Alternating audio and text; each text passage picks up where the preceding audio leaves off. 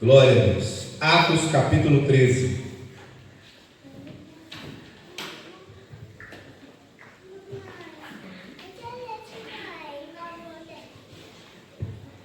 Atos capítulo 13, nós vamos ler do versículo 1 ao 5.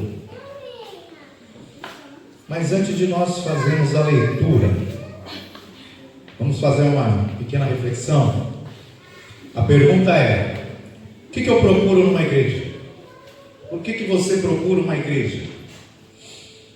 Existe algo que nós precisamos entender para que nossa vida espiritual ela destrave, ela flua, nós possamos mergulhar naquilo que Deus tem para a gente. Muitas vezes eu venho para a igreja buscando socorro, eu preciso de um milagre, eu preciso de uma cura, eu preciso de uma libertação, preciso que uma porta seja aberta. Existem vários motivos por que nós vamos à igreja, mas nós precisamos entender algumas coisas. Por exemplo, não existe uma igreja perfeita, nenhuma, em lugar nenhum do mundo. Por que não existe? Porque a igreja ela é feita por pessoas. A igreja é feita, Paulo fala assim: vós sois membros do corpo de Cristo. Ou seja, a igreja é feita de pessoas, cada um faz parte. Quando nós nos juntamos numa comunhão, nós passamos a fazer parte do corpo de Cristo, chamado de igreja aqui na terra. E as pessoas são falhas, elas não são perfeitas. Nós só vamos conseguir ser perfeitos quando Jesus vier nos buscar, nós tivermos o nosso corpo transformado e formos morar com Ele no céu. Até lá, todo mundo tem falhas, todo mundo erra, todo mundo peca. E a igreja é feita de pecadores, de pessoas falhas, de pessoas que erram. E nós temos que entender isso. Se a gente não entender, a gente vai buscar algo, nós vamos buscar uma perfeição e nós vamos ficar frustrados. E muitas pessoas ficam andando de igreja para cá, de igreja para lá, um se sinto bem aqui, um me sinto ali. Por quê? Porque ela está procurando algo que ela não vai encontrar. Nós somos pessoas falhas e a igreja é feita de pessoas. Põe no fundo 3. Outra coisa que nós precisamos entender: se nós buscarmos a perfeição na igreja, nós vamos nos decepcionar, porque nós não vamos encontrar. Se nós buscarmos a perfeição num pastor, num irmão, num profeta, seja lá em quem for, vamos nos decepcionar também. O que nós temos que buscar? Jesus Cristo. Só isso, mais nada. O resto Ele vai fazendo. E nós temos que entender o seguinte: que muitas vezes eu preciso de amor. Às vezes eu não encontro amor dentro da minha casa. Às vezes eu não encontro o amor dos meus pais. Às vezes eu não encontro amor no meu cônjuge. Muitas situações se levantam e eu sou necessitado de amor e eu não consigo encontrar o amor. Porém eu preciso buscar o amor que é verdadeiro, o amor que não precisa de nada em troca, que é o amor de Jesus Cristo. Quando eu busco esse amor diretamente em Deus e não nas pessoas, aí eu vou conseguir ser saciado, aí eu vou conseguir ter felicidade, aí eu vou conseguir ter um sentimento de completude. Mas se eu for buscar o amor nas pessoas, se eu for buscar o amor, vamos assim dizer, na igreja, eu vou ficar decepcionado. Então o que eu tenho que fazer? Eu tenho que buscar o amor na fonte. Qual é a fonte do amor? A Bíblia diz que Deus é o amor. Então se eu buscar o amor diretamente em Deus, eu vou me encher com o amor de Deus. E se eu estiver num lugar onde pessoas também estão buscando o amor de Deus, quando nós nos reunimos, o amor de Deus ele vai fluir na gente. Então eu preciso ter um entendimento. O que eu vou fazer na igreja? A igreja ela não vai conseguir me dar o amor que Deus pode me dar. As pessoas não vão conseguir dar o amor que Deus pode me dar, porque o amor de Deus é incondicional. A gente, para amar, a gente coloca condições às vezes. Eu te amo se você me amar. O amor de Deus não, eu te amo independente de você me amar ou não. Se a igreja é feita por pessoas que são falhas, se a igreja não é perfeita, se eu não consigo buscar esse amor incondicional em pessoas, somente em Deus, então para que serve a igreja? Para que adianta os crentes nesse processo? Simplesmente é assim: os crentes, aqueles que se reúnem, que nem a gente está reunido aqui, para adorar o nome de Jesus Cristo, A igreja, para que serve a igreja? Nós somos facilitadores. A igreja é um facilitador, os crentes são facilitadores. Para quê? Para ajudar as pessoas a alcançar níveis espirituais diferentes. Porque assim, no reino de Deus existem hierarquias, no reino de Deus existem níveis. Quer ver um exemplo? O apóstolo Paulo nos ensina lá em 1 Coríntios, do capítulo 12 até o 14, sobre os dons do Espírito Santo.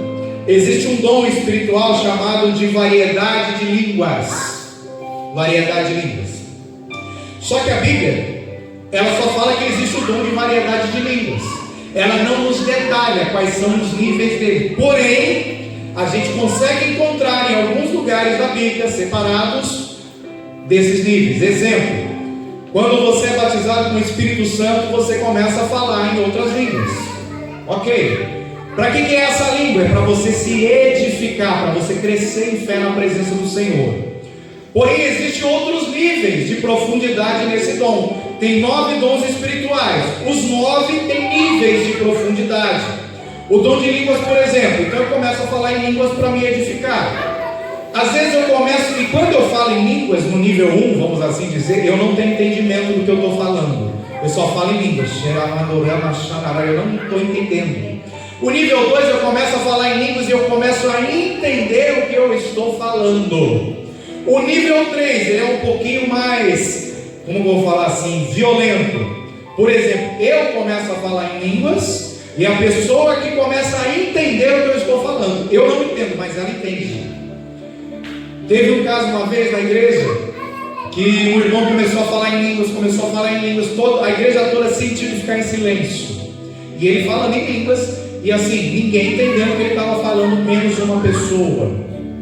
Ele falou, a igreja ficou em silêncio e essa pessoa começou a chorar. Acabou o culto, foram conversar com essa pessoa e perguntou, né, se ela gostou do culto. Ela falou: gostei, eu só não entendi uma coisa.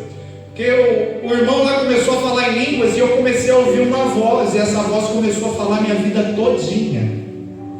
Então já é um outro nível. E isso aconteceu em Atos dos Apóstolos, capítulo 2.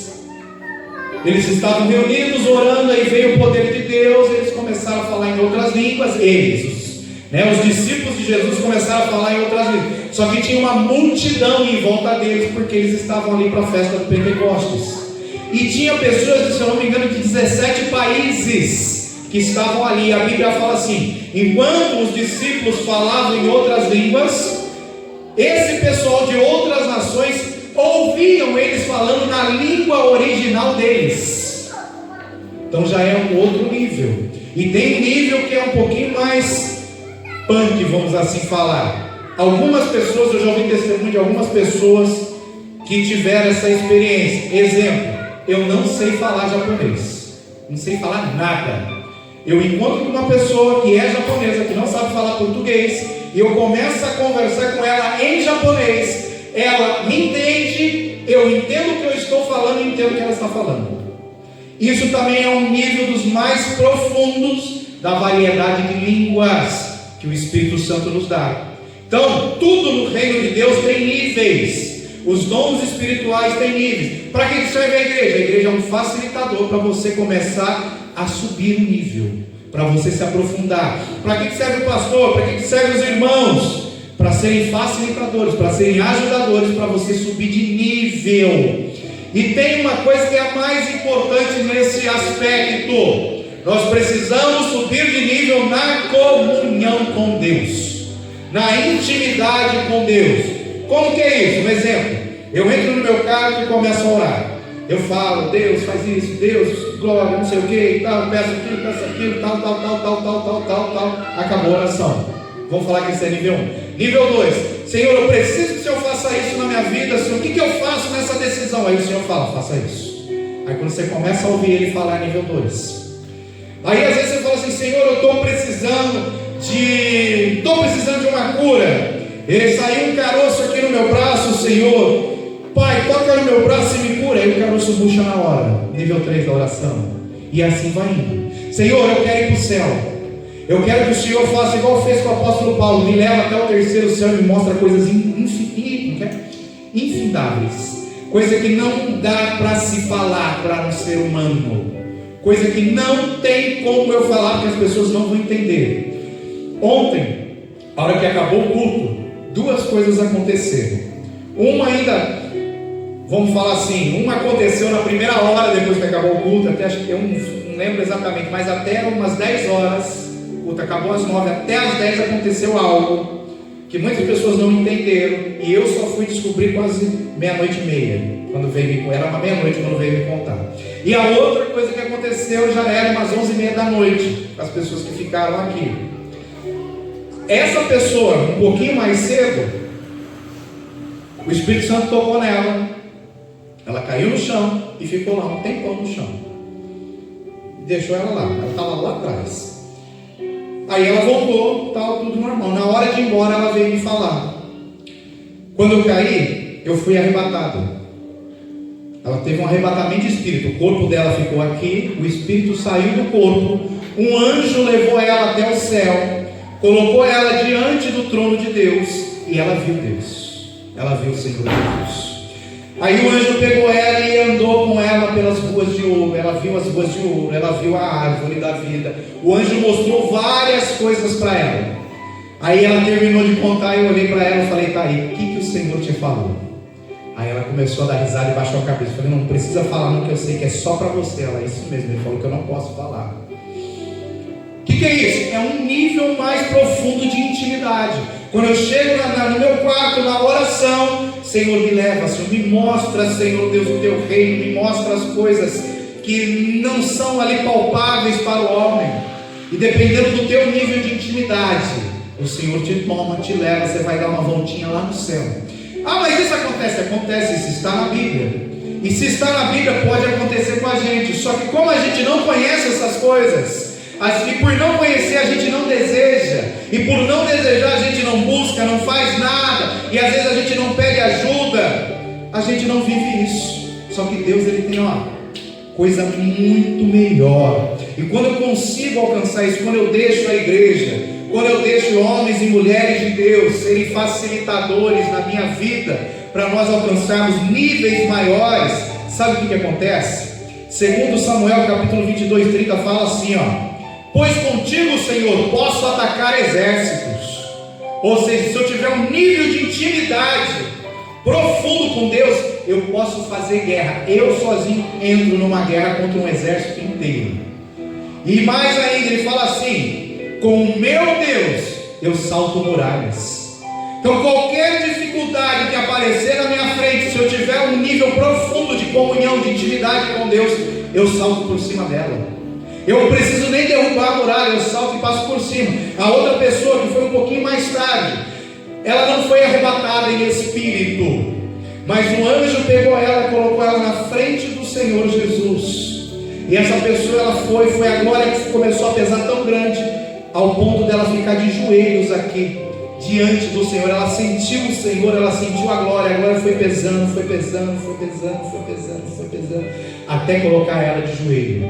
E essa pessoa, ela não tinha tido esse quebrantamento ao nível que ela teve aqui há muito tempo na vida dela. O que é isso? É a glória de Deus. Então foi um arrebatamento de espírito lá, aqui não. Aqui o Senhor veio com peso de glória e começou a vir, até que a pessoa não aguentou e se rendeu ao Senhor. E assim foi uma experiência maravilhosa. Mas como que eu vivo isso? Eu tenho que conhecer, eu tenho que entender, eu tenho que desejar. Às vezes Deus dá só um gostinho para a gente. Então, se eu entender qual é o papel da igreja, qual é o papel dos irmãos na minha vida, e me deixar ser levado nesse sentido, eu começo a viver coisas sobrenaturais. Posso atacar um exército, posso saltar muralhas. Aquela palavra que o Senhor falou assim, ó: eu posso todas as coisas naquele que me fortalece. Eu posso, se eu tiver uma comunhão, uma intimidade profunda com Ele.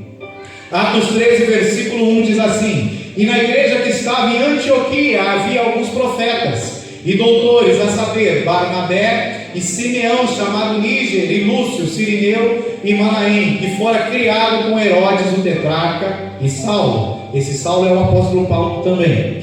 E servindo eles ao Senhor e jejuando, disse o Espírito Santo: apartai-me a Barnabé e Saulo tem chamado. Tem um errozinho teológico que a gente costuma ouvir aí, só para fins de conhecimento. Alguns dizem assim, ó: Saulo, ele era o perseguidor da igreja. Aí quando ele se converte, ele passa a se tornar o Paulo. E fazem uma comparação com Jacó, que era o suplantador, o enganador. Quando ele teve um encontro com o anjo trocou o nome dele para Israel. Então eles falam: Saulo era o perseguidor, Paulo já era uma nova criatura depois de convertido. Só que aqui ele já é apóstolo, aqui ele já está no meio da igreja e está chamando ele de Saulo. Então por que é Saulo e por que é Paulo? É simples. Saulo é um nome hebraico, vem também da mesma raiz de Saul, rei Saul. Rei Saul, Saulo, é um nome hebraico. Porém Saulo, ele morava numa cidade que era dominada pelos romanos, e o pai dele conseguiu cidadania romana. Então ele também tinha um nome romano. O nome romano dele era Paulo. Então o nome hebraico era Saulo e o nome romano era Paulo. Aí quando ele escreve as cartas para as igrejas gentílicas, ele escreve como Paulo, que era o nome romano, que era o mais difundido no mundo naquela época. Por isso a diferença de Saulo e Paulo. Então eles estavam servindo o Senhor, jejuando, e o Espírito Santo falou. Olha o nível. Agora o Espírito Santo está falando: apartai-me a Barnabé e Saulo para a obra que eu os tenho chamado. E então, jejuando e orando, e pondo sobre ele as mãos, o despediram. E assim estes, enviados pelo Espírito Santo, desceram a Seleucia e dali navegaram para Chipre. E chegando a Salamina, anunciavam a palavra de Deus nas sinagogas dos judeus, e tinham também a João como cooperador. O que eu quero falar hoje? Eu quero falar sobre a prioridade na ministração. Muitas pessoas têm algum conceito errado sobre ministrar. Para algumas pessoas, ministrar é você vir aqui em cima, pegar no microfone e pregar. É você vir aqui em cima, pegar no microfone, cantar, orar. Tem um conceito errado. O que é ministrar? Ministrar é você servir. Isso é ministrar. E o que é o ministrar? Esse texto que nós lemos, ele nos mostra alguns aspectos do que é ministrar. Porque existem 3 vertentes que eu posso atuar ministrando. A primeira vertente que eu ministro, o primeiro tipo e mais importante de ministração que eu faço é o Senhor. Então todos nós podemos ministrar ao Senhor. Pô, você vai ministrar a Deus? Exatamente, eu vou ministrar ao Senhor. O que eu ministro ao Senhor? Eu ministro o meu louvor, a minha gratidão, a minha adoração. Eu falo com Ele, eu ministro, eu estou ministrando. E eles fizeram isso. Quando eles começaram a orar e jejuar, esse texto que nós lemos, eles estavam ministrando ao Senhor. Então é o primeiro nível, ministrar ao Senhor. Segundo, ministrar uns aos outros. O Espírito Santo falou através de quem? Falou através de um deles. Apartai-vos, Saulo e Barnabé, para a obra que eu tenho chamado. E eles os enviaram. Então eles já estavam ministrando uns aos outros também. Eles começaram ministrando a Deus e acabaram ministrando uns aos outros. Então primeiro eu ministro ao Pai, e depois nós ministramos aos santos. Ministramos uns aos outros. E é o último nível de ministração que existe. Eles foram enviados numa missão para várias cidades. E dali o apóstolo Paulo e Barnabé começaram a plantar igrejas em toda a região da Ásia, e depois eles foram para a Europa. O que eles foram fazer? Eles foram agora ministrar ao mundo, ministrar aos perdidos, às pessoas que não têm salvação. Então nós temos 3 níveis de ministração. Primeiro eu ministro ao Pai, depois eu ministro aos santos, aos irmãos, eu ministro na igreja, e depois eu ministro lá fora na rua, para o mundo, para aqueles que não têm salvação.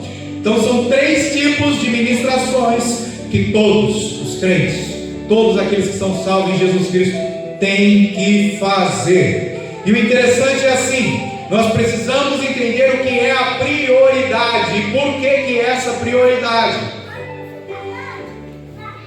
Existem 2 mandamentos onde Jesus Cristo resumiu toda a lei. Ele fala assim em Marcos capítulo 12, 30: ame o Senhor seu Deus com todo o coração, com toda a alma, com toda a mente, com todas as forças. Esse é o primeiro e mais importante mandamento. No versículo 31 de Marcos 12, ele fala assim: e o segundo mais importante é este: ame os outros como você ama você mesmo. Não existe outro mandamento mais importante que esses dois. Então ele bota uma ordem. Lembra? Eu falei, o reino de Deus, ele tem hierarquia, ele tem ordem, ele tem nível. A Deus de todo o coração. Como que eu amo a Deus? Ministrando a Ele, passando tempo com Ele.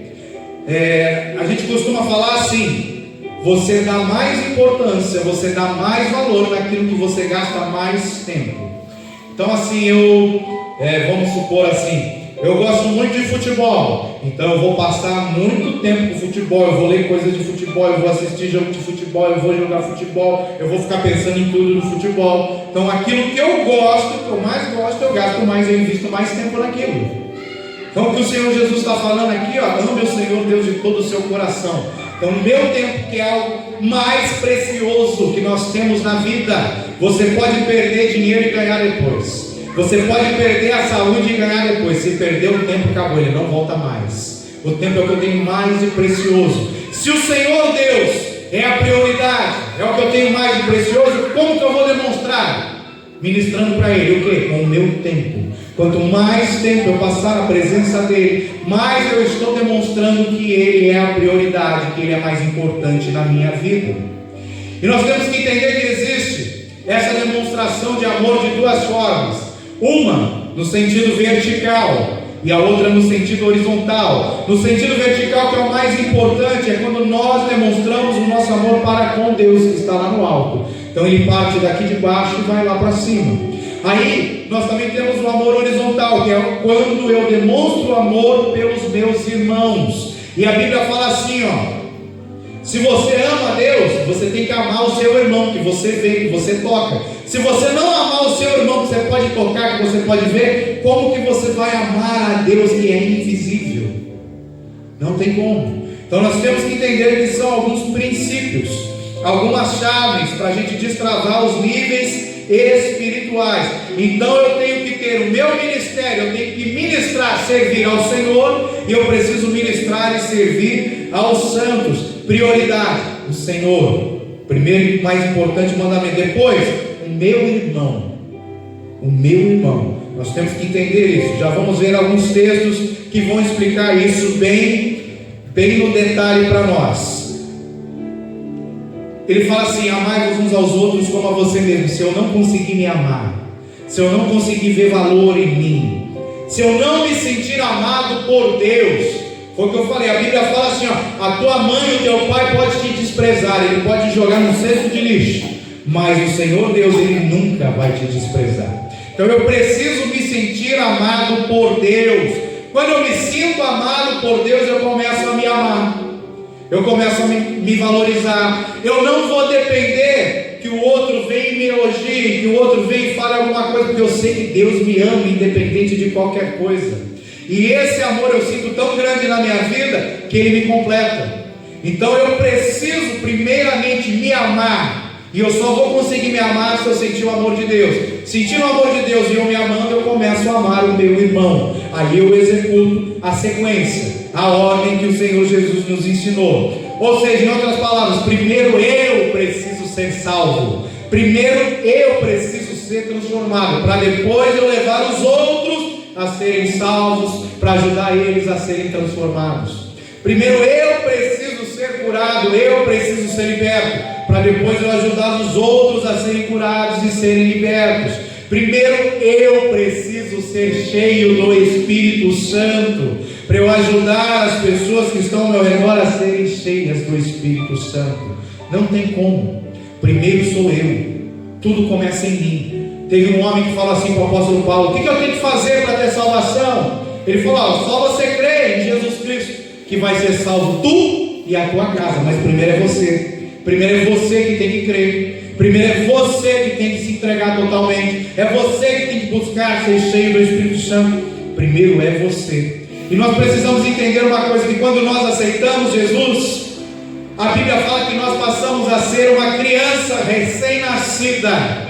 Criança recém-nascida não sabe falar, não sabe comer, não sabe andar, não sabe fazer nada. Porém, essa criança, ela precisa agora, neste momento, do relacionamento dos pais.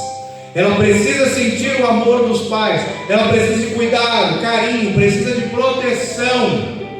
E essa criança, ao desenvolver esse relacionamento com os pais, ela vai crescendo.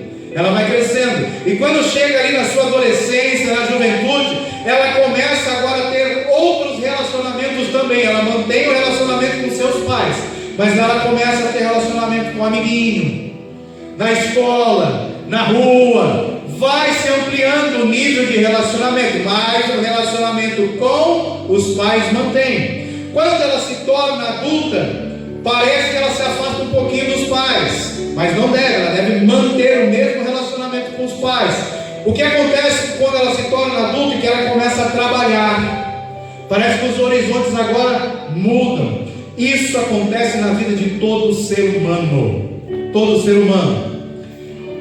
Por que Deus permitiu que isso acontecesse na nossa vida? Esse processo, para a gente entender como que funciona no mundo espiritual. Que a Bíblia fala assim, as coisas do Espírito só são entendidas e servidas pelo Espírito. E Deus muitas vezes Ele faz o quê? Ele nos explica as coisas espirituais com as coisas naturais. Exemplo, o anjo apareceu para Maria. O anjo apareceu para os pais de Sansão. Ele não apareceu no formato de anjo, ele apareceu no formato de um homem.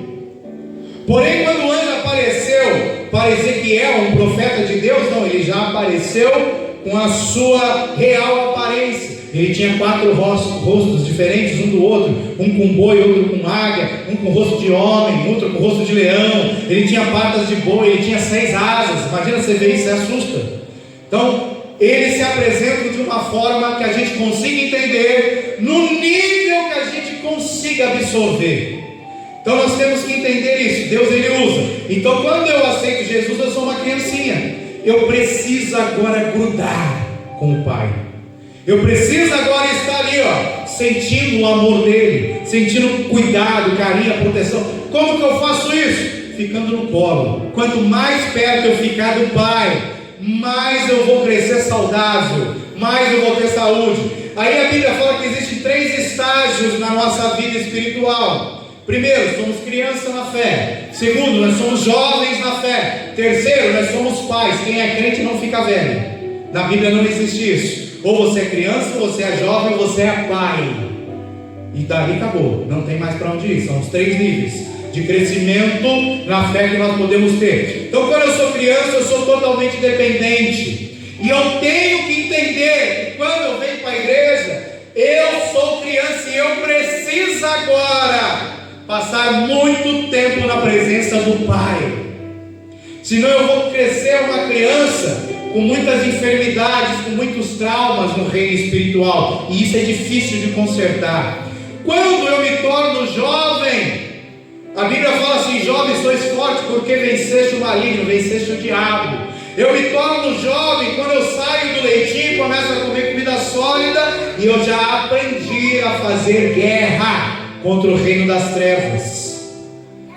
Eu já sou calejado, eu já sei levar pancada. No mundo espiritual eu não sou mais dodói, não é qualquer coisinha que me acontece que eu vou ficar abalado, que eu vou entrar em desespero. Não, eu já sou jovem, agora eu já tenho corpo, né? Eu já consigo correr, eu já consigo fazer outras coisas.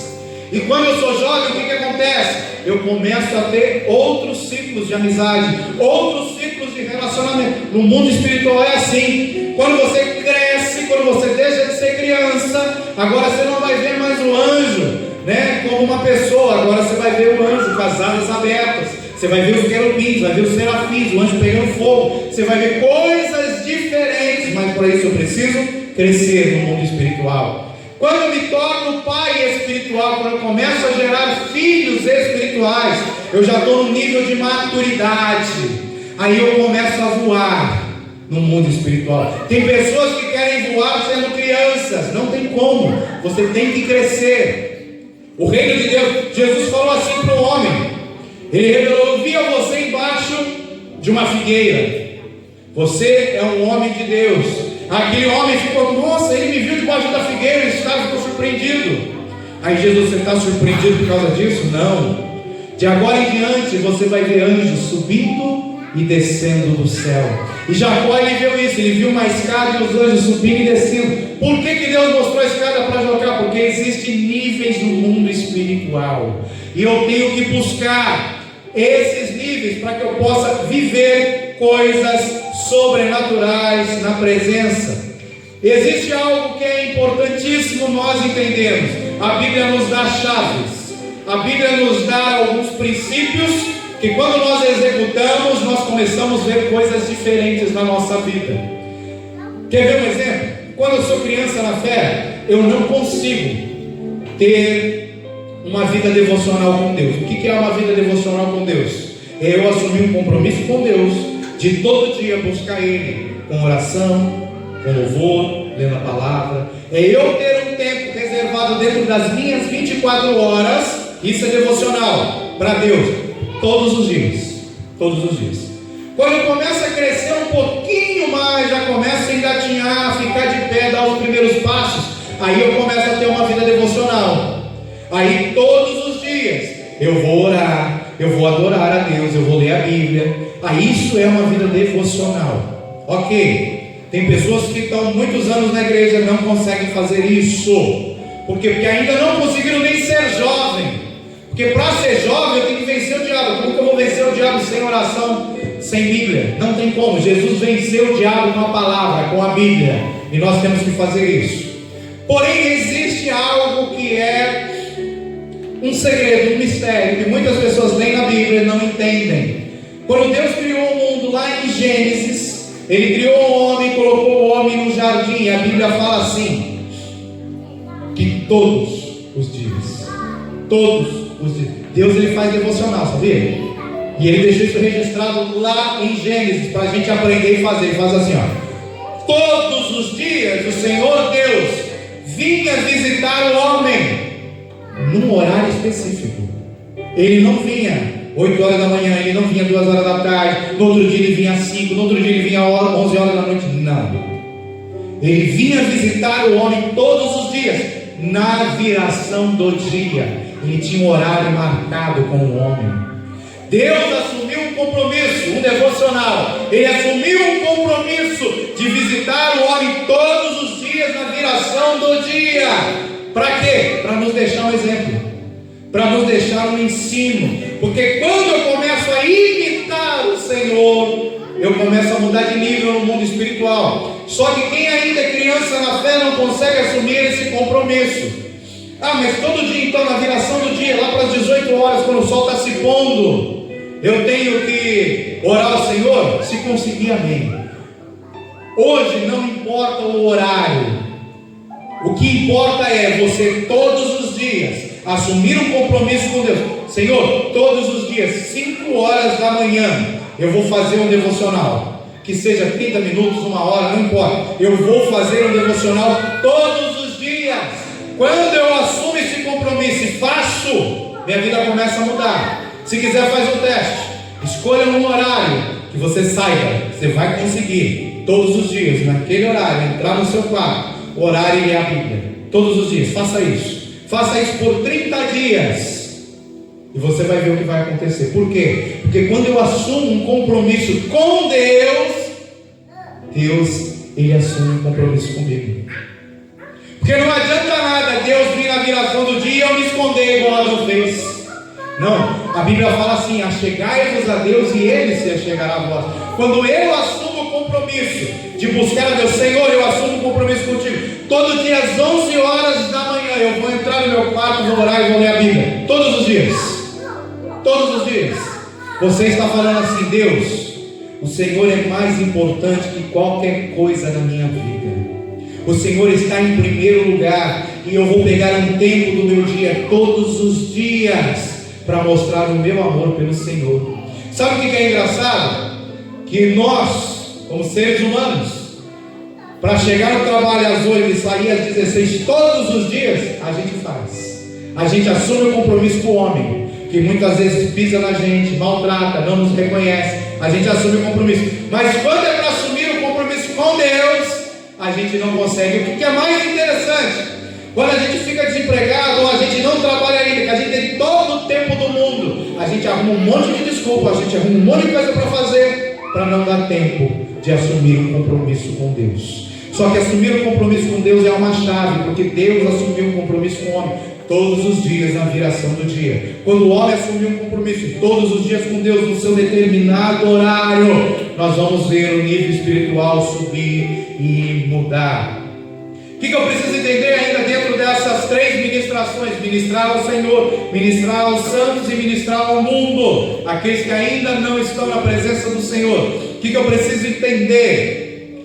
Que a ministração ela tem uma ordem: primeiro a Deus, depois aos santos, aos crentes, e depois aos não crentes. Existe uma ordem, e a Bíblia nos ensina isso. Olha o que fala Gálatas 6:10. Portanto, sempre que pudermos, devemos fazer o bem a todos, especialmente aos que fazem parte da família da fé. Então, primeiro ao Senhor, depois eu ministro aos da família da fé, para depois eu ministrar aqueles que estão no mundo. Tem pessoas que não ministram a Deus, não têm o seu tempo com Deus, mas estão pregando e cantando. Tem pessoas que não ministram a Deus, mas estão lá na rua, lá na praça, lá no terminal de ônibus, estão lá no hospital ministrando as pessoas. Sabe o que acontece? Elas não veem frutos. Eu vi um trabalho numa praça que durou, já tinha 5 anos de trabalho, não tinha uma alma que se rendeu a Jesus. Sabe por quê? Porque eu não estou assumindo esse compromisso com Deus. Que quando eu assumo um compromisso com Deus, quando eu começo a desenvolver uma intimidade, eu vou mudando de níveis, e eu começo a ver milagres, eu começo a ver pessoas se entregando a Cristo. Por quê? Porque agora a presença do Senhor Jesus é muito forte na minha vida. Por quê? Eu estou passando tempo com Ele. A gente fala assim: se você andar com uma pessoa que é violenta, você acaba ficando violento. Se você andar com uma pessoa que comete crime, você vai acabar cometendo crime. Aí por isso que a gente fala, né? Eu tenho que tomar cuidado com quem eu ando. Me diga com quem tu andas, que eu te direi quem és, não é isso? Imagina se você começar a andar com Deus. Se você conseguir ficar 3, 4 horas no dia ali na presença dele, você vai começar a aparecer com ele. Se você gastar tempo, ou melhor, investir tempo na presença do Senhor, você vai começar a aparecer com Ele, porque nós passamos a ser semelhante com aquilo que toma o nosso tempo. Eu tenho que começar a entender essas coisas. Então Gálatas fala: eu tenho que fazer o bem a todos, aqueles que estão no mundo, porém, principalmente, antes deles, aos da família da fé. Então não adianta nada eu querer ajudar a pessoa aqui, vou emprestar dinheiro, vou fazer aquilo, vou ajudar lá, vou fazer isso e tal, sendo que tem um irmão meu aqui com necessidade. E às vezes a gente entende que a responsabilidade de cuidar do irmão é da igreja, do pastor. Não, a responsabilidade é sua. Se você é salvo em Jesus Cristo, você tem que ministrar ao Senhor, ministrar aos da família da fé, para depois ministrar aos que estão no mundo. Aí tem gente que está assim, né? Eu estou na igreja, então agora eu vou fazer caridade, eu vou ajudar a pessoa aqui fora, vou fazer isso, vou fazer aquilo, e não ajuda ninguém de dentro da igreja. Você está falhando. Olha o que fala mais aqui, ó. Eu tenho que tomar cuidado com isso. Cuidado. Porque quando eu fico desatento aos novos convertidos, lembra, nasceu de novo é criança. Eu tenho que ficar em cima, eu tenho que cuidar, eu tenho que ajudar. Se eu não der uma atenção devida, olha o que Paulo fala em Romanos 14:15. Ele fala assim, ó: cuidado para não fazer perecer, para não fazer morrer aquele por quem Cristo morreu. Então eu tenho que dar uma atenção especial para os que são da família da fé. Eu tenho que tomar muito cuidado, principalmente aqueles que já são crentes há mais tempo, que são maduros. Eu preciso entender também que existe o amor e existe a responsabilidade. Existe amor e existe responsabilidade.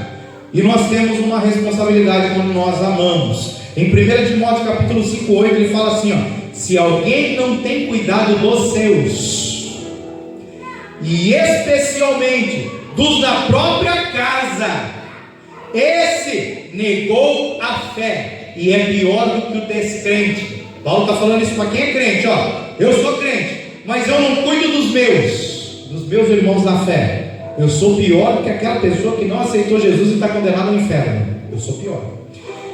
Se eu não cuidar dos meus e também não cuidar dos da minha casa, o que é cuidar dos da minha casa? Cuidar do meu pai, da minha mãe, dos meus filhos, dos meus irmãos, dos meus parentes de sangue. Ou seja, se eu não cuidar dos meus irmãos da fé, eu sou pior que um descrente. Se eu não cuidar dos meus familiares, eu sou pior que um descrente. E tem pessoas que não cuidam dos familiares e vai cuidar dos descrentes. Aí o apóstolo Paulo está falando, você negou a fé. E a salvação, ela é pela graça por meio da fé. Se eu estou negando a fé, eu não tenho salvação. Basicamente é isso. Então eu tenho que entender que eu tenho uma responsabilidade. Ministrar primeiramente a Deus, para eu subir de nível. Depois eu tenho que ministrar aos santos e a minha família, para depois eu ir ministrar ao mundo. Eu não posso mudar essa ordem, porque senão as coisas vão dar erradas na minha vida. Muitas coisas vão dar erradas na minha vida. Olha que interessante.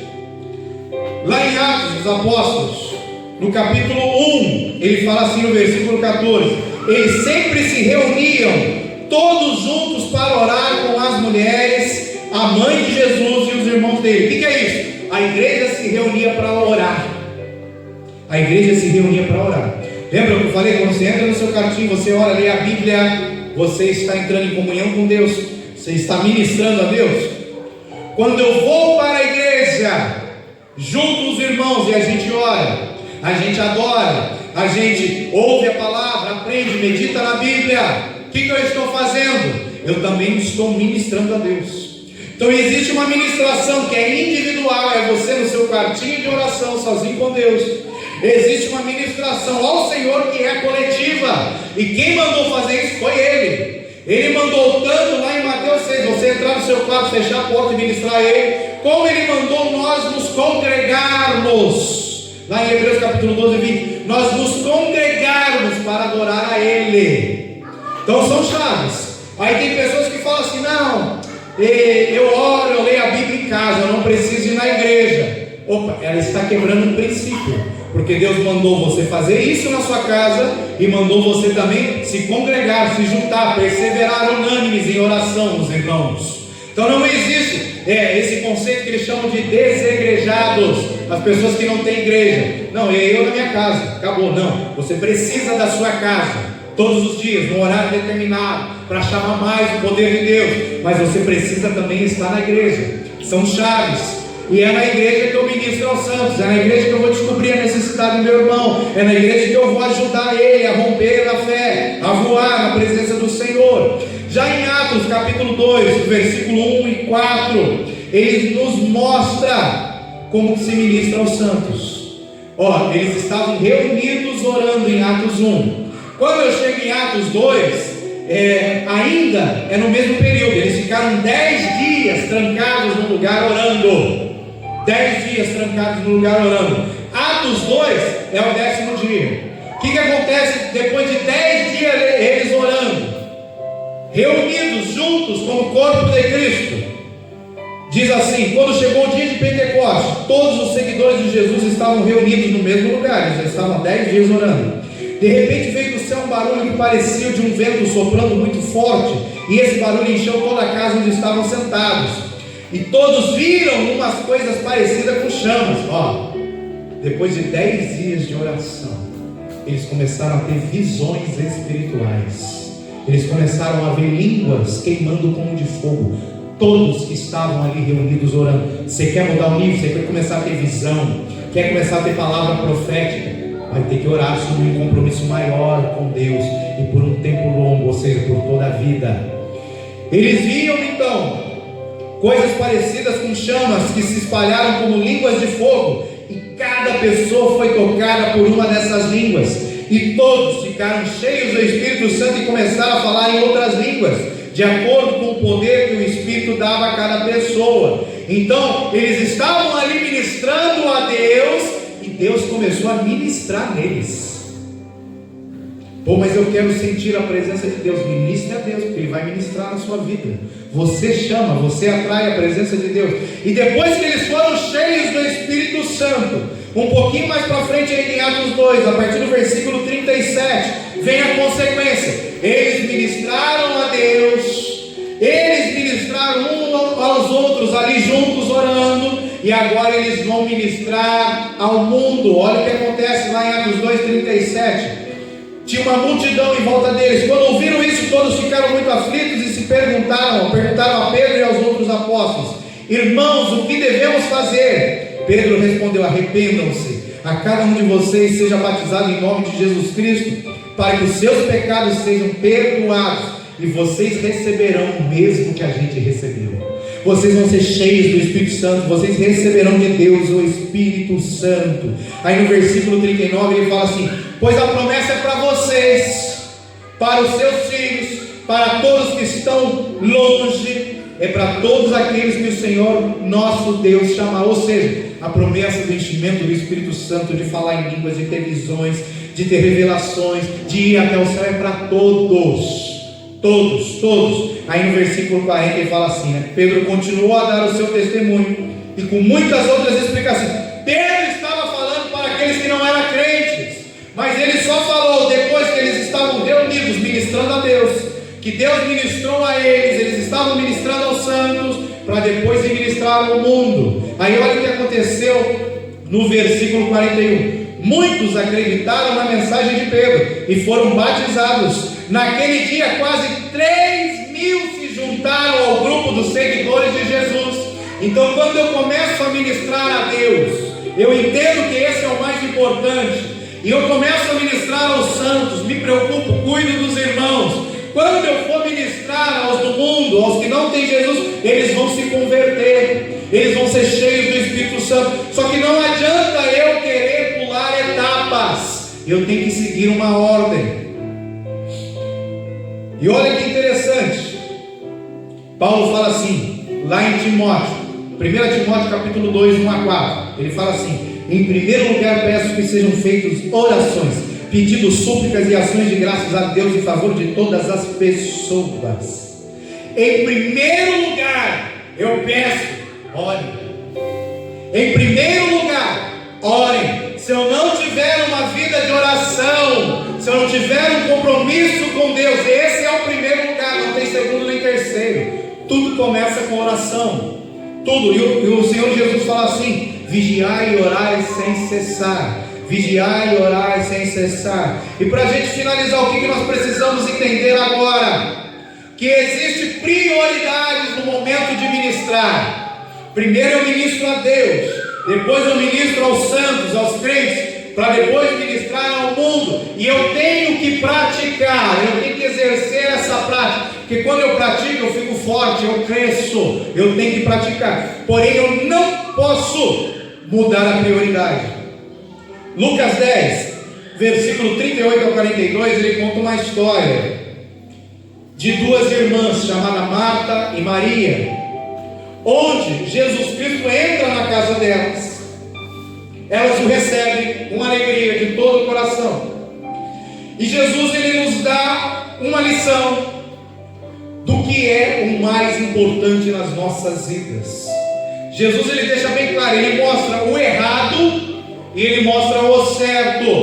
E Jesus ele fala assim para a gente: você não pode inverter as prioridades, não pode inverter. Eu tenho uma ordem, eu tenho uma sequência, eu tenho que seguir. Quando eu faço isso, eu vou na presença dele. Lucas 10, 38 fala assim: quando eles seguiam viagem, quem? Jesus e os seus discípulos. Jesus entrou numa aldeia, e certa mulher chamada Marta hospedou na sua casa. Lembra do louvor que nós cantamos aqui? Quando Jesus entra na casa, a casa nunca mais será a mesma. Ela hospedou, ela convidou Jesus para entrar na casa, para entrar na família dela. Jesus atendeu o convite, ele entrou na casa dela. Aí continua a história aqui no versículo 39. Marta tinha uma irmã chamada Maria, que, assentada aos pés do Senhor, ouvia o seu ensino. Então Maria entendeu, fez aquele ato de entrar no quarto, fechar a porta e ficar aos pés do Senhor. Maria estava lá aos pés de Jesus Cristo, aos pés dele, ouvindo o que Jesus estava falando. Aí Marta, no versículo 40, fala assim, Marta agitava-se de um lado para o outro, ocupada em muitos serviços. Às vezes eu estou na igreja, eu faço isso, eu faço aquilo, eu quero fazer isso, quero fazer aquilo, eu quero cantar, eu quero fazer aquilo, eu quero fazer aquilo, eu quero trabalhar. Tem até um jargão que a gente usa, né? Deixa Deus te usar, vai lá, faz, deixa Deus te usar. Jesus falou, não é assim, não é assim. Então se aproximou Jesus de Marta, que estava ali agitada com muitos serviços, fazendo muita coisa. Jesus disse assim para ela, o Senhor, ou melhor, ela falou para Jesus assim, Senhor, tu não se importa que a minha irmã fique aí, sentada aos teus pés, enquanto eu estou aqui trabalhando, fazendo tudo para ti? Eu estou trabalhando para você, Jesus. Eu estou fazendo a obra, eu estou aqui, trabalhando para você, Jesus. E a minha irmã está aí, no quartinho de oração, orando. O Senhor não se importa com isso, não? Fala para ela vir me ajudar. Aí o Senhor Jesus fala assim para ela no versículo 41, Marta, Marta, você anda inquieta e se preocupa com muitas coisas, mas apenas uma coisa é necessária. E Maria, que está aqui aos meus pés, que está no quartinho de oração, todo dia no mesmo horário, orando, lendo a Bíblia, falando, Jesus fala comigo, Jesus fala comigo. Maria que estava ali, ele fala, Maria escolheu a boa parte, e isso que ela escolheu, essa intimidade comigo, não lhe será tirado. Então Marta, não adianta você vir aqui ministrar para os santos, trabalhar, não adianta você ministrar para o mundo, não. O mais importante, a melhor parte, é você entrar no seu quarto, orar, buscar a Deus na intimidade. Para quê? Para você ouvir Ele falar. Porque quando Jesus fala conosco, o que Jesus fala? Você acha que Jesus fala alguma coisa de ruim? Você acha que Ele fala alguma coisa de mal? Não. Jesus, vamos assim falar, Ele diz três coisas. Ele diz palavras que nos consolam. Lembra que eu falei? A igreja é feita de pessoas, a igreja não é perfeita, e as pessoas são falhas, e muitas vezes nós nos deixamos abater por muitas situações que acontecem conosco. Aí quando eu tenho intimidade com Jesus e eu estou abatido, Jesus vem e me consola. Outra coisa também que Jesus fala, ele fala coisas para a gente que nos edificam. Ele nos dá direções do que nós temos que fazer, e quando nós obedecemos, nós somos edificados nele. E outra coisa que Jesus faz, Jesus nos exorta com a sua palavra, quando Ele fala conosco. Ou eu posso dizer também, Jesus Ele nos corrige, você está fazendo errado, isso não me agrada, faça desse jeito e daquele outro, assim. Só que eu só vou conseguir ouvir Jesus falar comigo quando eu tiver um compromisso com Ele. Do mesmo compromisso que Ele teve comigo na viração do dia, eu assumo o compromisso com Ele, todo dia naquele horário. Eu vou orar e vou ler a Bíblia. Todo dia eu vou orar e vou ler a Bíblia. Então às 5 horas da manhã eu vou orar e vou ler a Bíblia, amém? Aí chega às 7 horas da noite, você pode orar o dia inteiro. Se você puder, leia a Bíblia 3-4 horas por dia, porque a Bíblia é a palavra de Deus, e a palavra de Deus é vida, é alimento. Quanto mais eu tenho Bíblia em mim, quanto mais eu tenho essa vida, que não é a vida que nós conhecemos, mas é a vida eterna de Deus. A Bíblia fala assim, do meu interior jorrarão rios de água viva. Só que eu só tenho essa água viva se eu tiver a palavra de Deus em mim, porque é a palavra de Deus que dá vida à água, e ela vai jorrar só quando estiver cheia. Não adianta eu pegar essa caneca aqui e esperar que ela transborde, ela só vai transbordar se ela já estiver cheia de água e eu jogar mais água. Então só vai fluir do meu interior rios de água viva depois que eu estiver cheio. Sem isso não vai fluir. Então nós precisamos entender que existe uma prioridade no nosso ministrar. Todos nós temos que ministrar. Primeiro nós ministramos a Deus. Depois, segundo, nós ministramos aos santos. Terceiro, nós vamos ministrar ao mundo, aqueles que precisam ser salvos. E quando eles vierem para a presença do Senhor, nós temos que ensinar eles a ministrarem primeiramente a Deus. Depois nós temos que ensinar eles a ministrarem aos santos.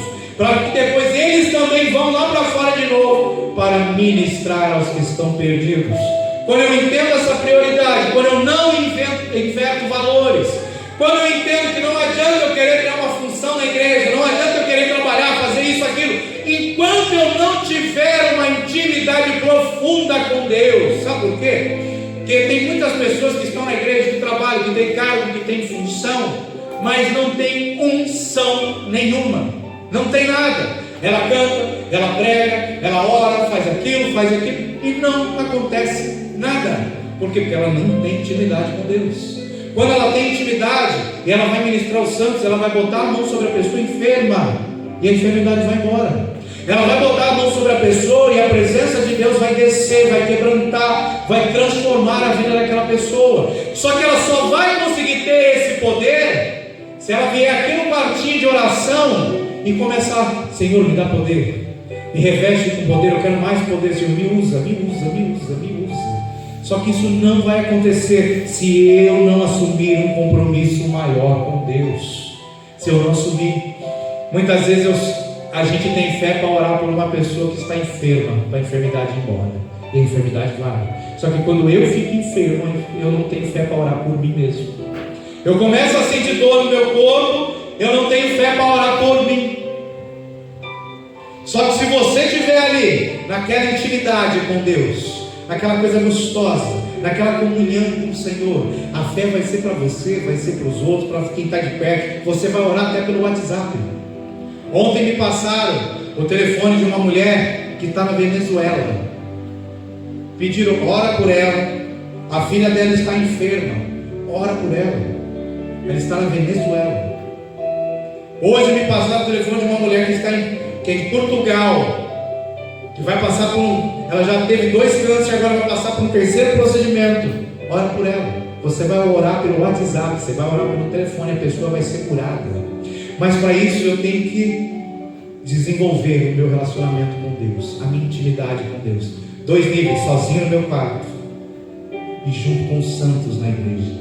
Quanto mais a gente orar, quanto mais a gente jejuar, quanto mais tempo nós passarmos na presença de Deus, quanto mais Bíblia eu tiver no meu coração, maior vai ser o poder. Eu vou sair daqui com poder, aí eu vou poder levar até os santos o poder, e eu vou levar o poder até as pessoas que estão no mundo. Só que eu tenho que entender que existem prioridades, e eu não posso inverter essas prioridades na nossa vida. Vamos ficar de pé, vamos orar, vamos encerrar esse culto. E depois que a gente encerrar, se você quiser uma oração, pode vir aqui na frente que nós vamos orar com você. Nós temos cultos aqui todo sábado, domingo às 19 horas.